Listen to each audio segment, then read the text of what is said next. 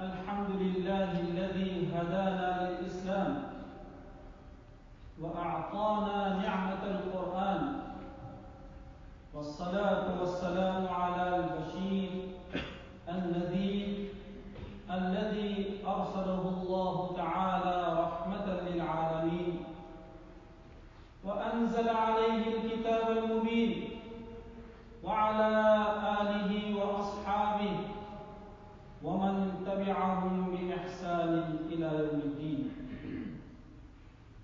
أما بعد، فيا عباد الله، إن تلاوة القرآن الكريم وحفظه من أعظم قربات الله. قد أمرنا الله سبحانه وتعالى أن نقبل على القرآن تلاوة وتدبرا وعملا، وأن نجعله منهاجا لحياتنا وغذاء لأرواحنا، وأن الله تعالى أنزل القرآن على خاتم الأنبياء والمرسلين لإرشاد الناس إلى طريق وهدايتهم إلى نور الإيمان. فقال الله تعالى: أعوذ بالله من الشيطان الرجيم: قد جاءكم من الله نور وكتاب مبين. وقد اشتمل القرآن الكريم على كل ما فيه صلاح الناس وتحقيق سعادتهم وإنقاذهم من الضلالة، فمن تمسك به وأقبل على تلاوته وتدبره وعمل بمقتضاه نال الفلاح في الدنيا والآخرة، ومن أعرض عنه حلت الشقاوة وخسر خسرانا مبينا. ويا إخوتي في الله، إن كثيرا من أحاديث النبوية صلى الله عليه وسلم قد وردت في الحض على تلاوة القرآن ولعمله. فعن عبد الله بن عمرو بن العاص رضي الله تعالى عنه عن النبي صلى الله تعالى عليه وسلم: يقال لصاحب القرآن: اقرأ وارتقي ورتل كما كنت ترتل في الدنيا، فإن منزلتك عند آخر آية تقرأها. رواه مسلم. وعن عائشة رضي الله تعالى عنه: إن عدد درج الجنة بعدد آي القرآن. فقال صاحب أخلاق القرآن وصاحب جمال القراء ضمن هذا الحديث: فمن دخل الجنة ممن قرأ القرآن فليس فوقه أحد. وقال النبي صلى الله تعالى عليه وسلم: الماهر بالقرآن مع السفرة الكرام البررة، وهم المرسل الذين أرسلهم الله لهداية الناس، والملائكة المقربون لاتصافهم بصفتهم، وهي حمل كتاب الله وتبليغه والإكثار من ذكر الله. فيا عباد الله، أكثروا ولازموا تلاوة القرآن واعمروا بيوتكم بالقرآن. روى أبو هريرة رضي الله تعالى عنه عن النبي صلى الله تعالى عليه وسلم فقال: لا تجعلوا بيوتكم مقابر، إن الشيطان يفر من البيت الذي يقرأ فيه القرآن، فالبيوت التي لا يعمرها أصحابها بالصلاة وتلاوة القرآن تعد كالمقابر وتصبح مأوى الشياطين. وكان الصحابة رضي الله تعالى عنهم إذا استمعوا، وفيهم أبو موسى الأشعري رضي الله تعالى عنه، يقولون: ذكرنا ربنا يا أبا موسى، فيقرأ وهم يستمعون. فلمحب القرآن من الوجد والذوق والحلاوة والسرور إضعاف ما لمحب استماع الشيطان. فإذا رأيت الرجل ذوقه ووجده وطربه وتشوقه إلى سماع الأبيات دون سماع الآيات، وسماع الألحان دون سماع القرآن، كما قيل: تقرأ عليك الختمة وأنت جامد، وبيت من الشعر ينشأ تميل كالسكران. فهذا أقوى الأدلة على فراغ قلبه من محبة الله وكلامه. نسأل الله العفو والعافية. ولقد كان السلف الصالح يحرصون على تحسين الصوت بتلاوة القرآن زيادة في الخشوع والتدبر. ومن هؤلاء الإمام المقري يحيى بن وثاب، وقد قال عنه الأعمش رحمه الله: كان يحيى بن وثاب من أحسن الناس قراءة، ربما اشتهيت أن أقبل رأسه من حسن قراءته. وكان إذا قرأ لم تسمع في المسجد حركة كأن ليس في المسجد أحد. نسأل الله التوفيق. أعوذ بالله من الشيطان الرجيم. بسم الله الرحمن الرحيم. يا أيها المزمل قم الليل إلا قليلا نصفه وانقص منه أو زد عليه ورتل القرآن ترتيلا. بارك الله لنا ولكم في القرآن العظيم ونفعنا وإياكم بالآيات والذكر الحكيم. إنه تعالى جواد كريم ملك بر رؤوف رحيم.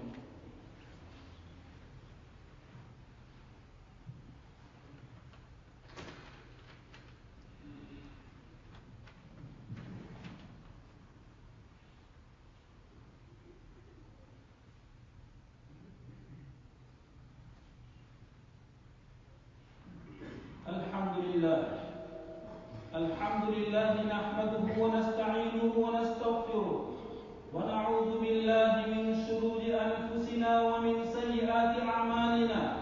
من يهده الله فلا مضل له ومن يضلله فلا هادي له. وأشهد أن لا إله إلا الله وحده لا شريك له. وأشهد أن سيدنا ومولانا محمدا عبده ورسوله أرسله بالحق بشيرا ونذيرا بين يدي الساعة. من يطع الله ورسوله فقد رشد ومن يعصهما فإنه لا يضر إلا نفسه ولا يضر الله شيئا. أعوذ بالله من الشيطان الرجيم. إن الله يأمر بالعدل والإحسان وإيتاء ذي القربى وينهى عن الفحشاء والمنكر والبغي يعظكم لعلكم تذكرون. فاذكروني يذكركم واشكروني ولا تكفرون.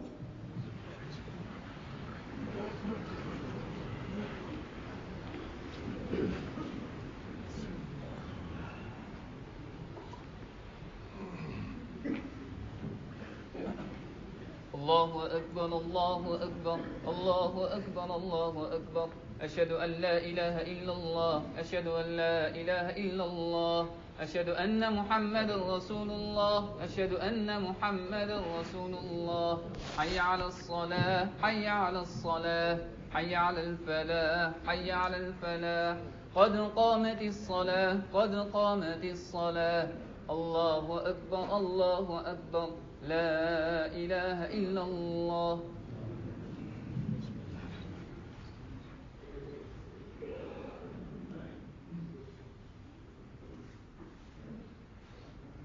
الله أكبر.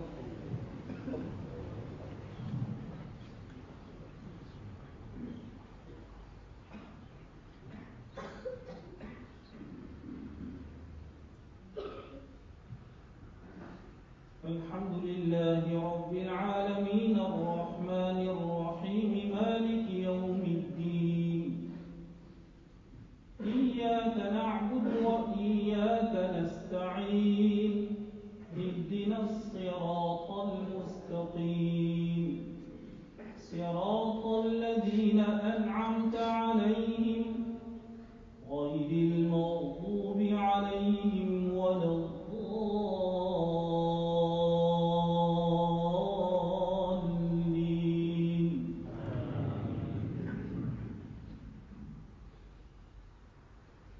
إن الأبرار لفي نعيم على الأرائك ينظرون.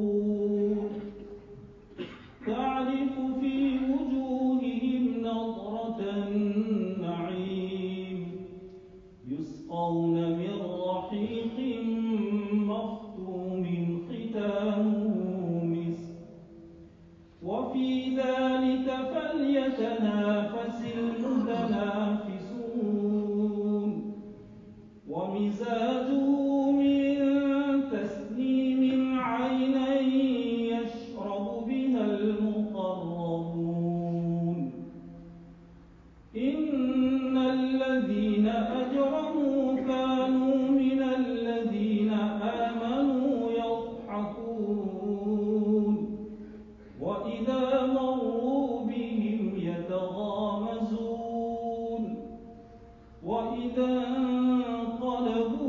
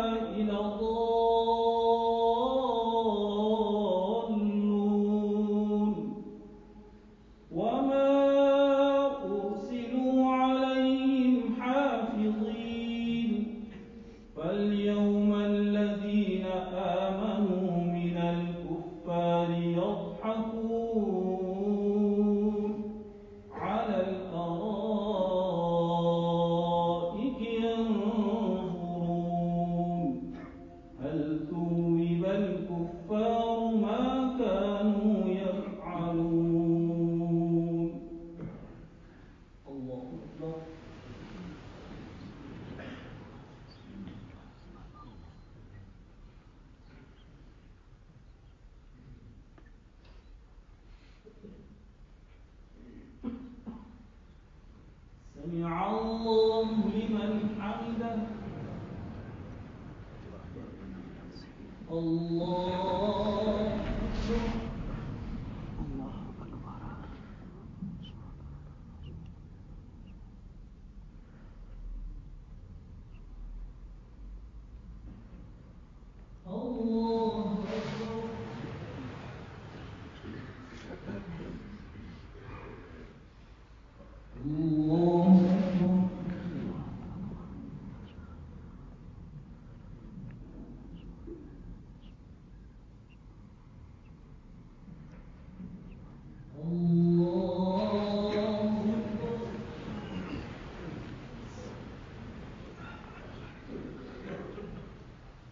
الحمد لله رب العالمين الرحمن الرحيم مالك يوم الدين إياك نعبد وإياك نستعين اهدنا الصراط المستقيم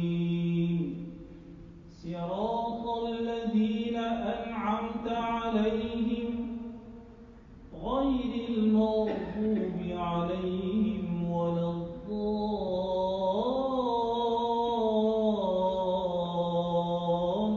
الضالين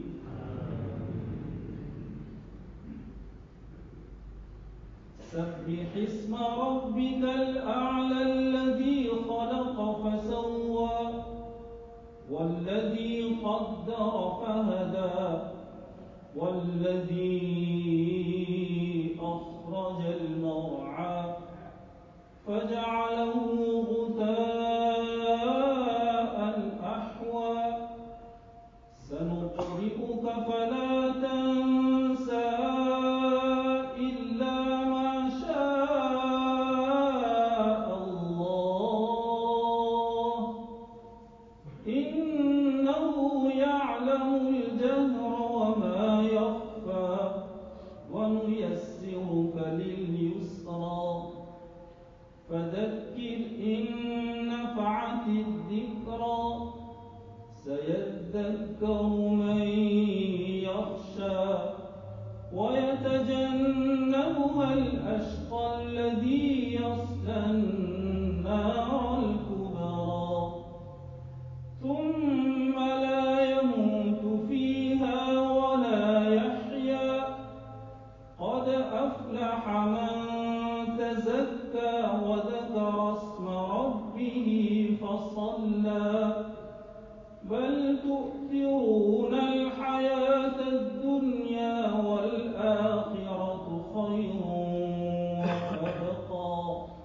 إن هذا لفي الصحف الأولى صحف إبراهيم وموسى الله أكبر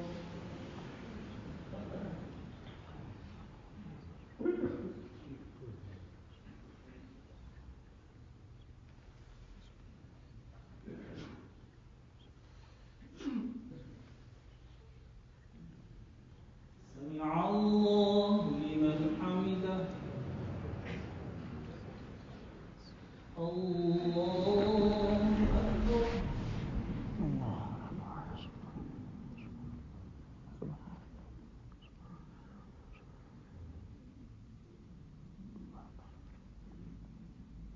الله أكبر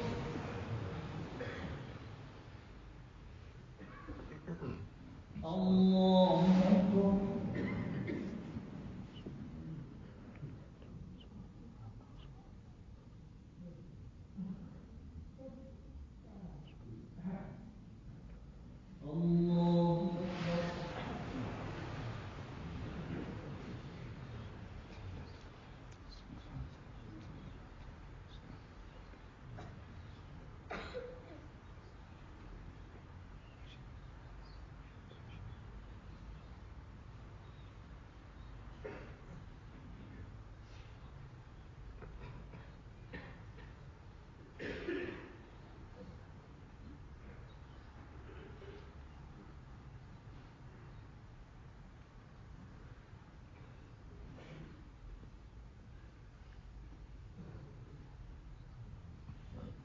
السلام عليكم ورحمة الله